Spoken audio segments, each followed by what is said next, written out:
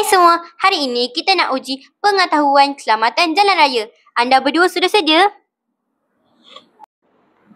Okey, soalan pertama. Kalau nak lintas jalan, kena pandang kiri dulu atau kanan dulu?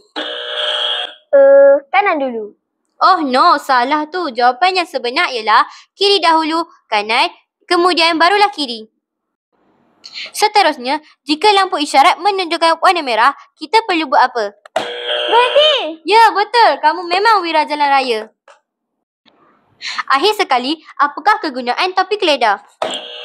Melindungi kepala semasa menaiki motosikal. Ya, betul tu. Ingat ya kawan-kawan, jalan raya bukan tempat untuk main-main. Tahu peraturan elak bahaya. Jadilah wira jalan raya mulai hari ini.